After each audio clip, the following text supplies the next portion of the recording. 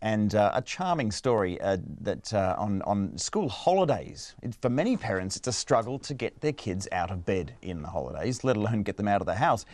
But for 8 Auckland families this past fortnight, it's been a breeze. Their teenagers have spent the past 2 weeks waking up even earlier than they usually would for school to work for free. What is this craziness, you're asking me? Well, as part of their regular maintenance work, Housing New Zealand has, in partnership with 2 schools, given 8 teenagers 2 weeks' work experience in plumbing, carpentry or electric work. So Zach Fleming and our cameraman Nick Monroe spent yesterday with 4 of them to see how they were finding it.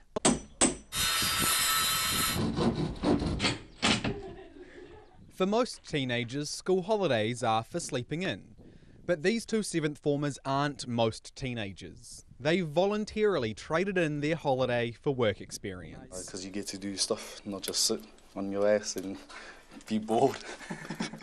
Mark Tanuto likes moving around, he says, and he's given up more than a sleep-in. So I was supposed to be in overseas for my holiday. Overseas where?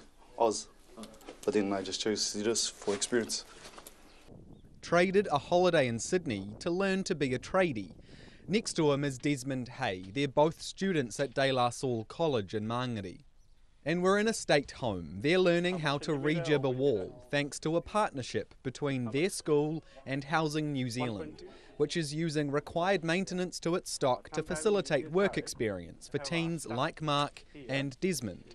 Did you know how to do any of this before you came? Nah, I learned how, just to fix the wall, change the lock, change the doorknob, skirting, which is like framing for the doors and stuff. They're 2 of 8 teenagers who learned trades these school holidays. While they were learning carpentry, across town 16-year-old Kaylis Webster Ruahi was learning to be a sparky. Light switches, light bulbs, PowerPoints, just simple stuff. Yeah. And then Grant does all the expert stuff. Did you know how to do any of that before you started? Jack.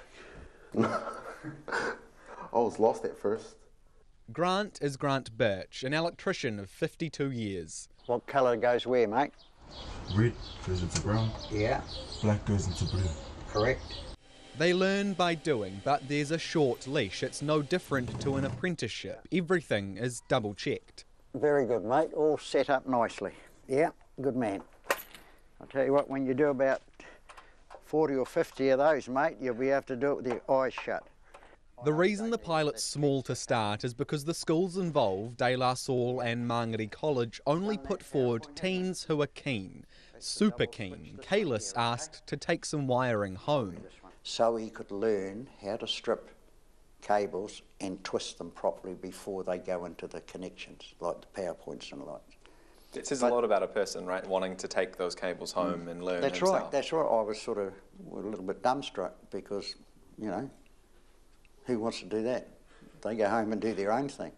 But that's because he wants to learn. Housing New Zealand spent $474 million on maintenance across 62,000 homes in the 2016-17 financial year. Add to that new state housing builds ramping up, and Acting Chief Operations Officer Caroline Butterworth says this pilot's potential for expansion is huge. It is a win-win for everyone, and it really means that kids who are enthusiastic and do have an aspiration to work in the trades, we can give them a fantastic helping hand when they're still at school. I met Caroline at another home in Mangere, where while Mark and Desmond learned to be carpenters and Kaylis learned to be a sparky, 16-year-old Christopher Tavita was learning to be a plumber. In the holidays, I just stay home, do nothing, so it was good for me to get into this so I can get out of the house and start doing something useful.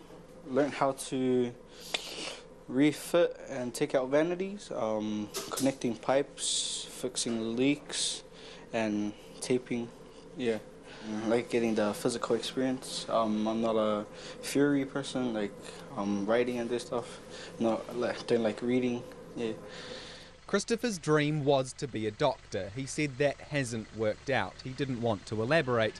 But now, thanks to this pilot, he's on to what he told me is his second plan. Train to be a teacher while using plumbing as an income. Ms. Howell worked it out with me.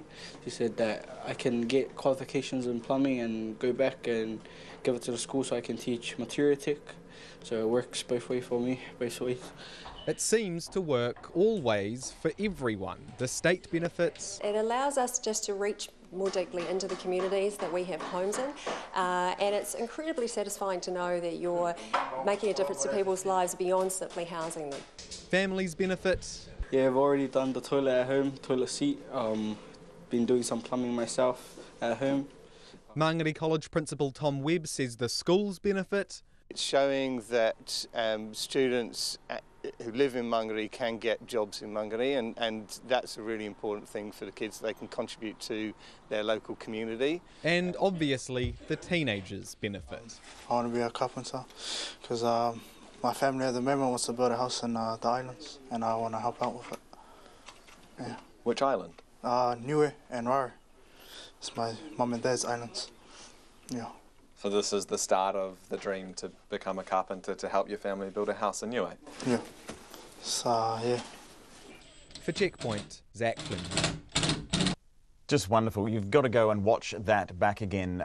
Some inspiring young people taking part in a great project to get into the building career.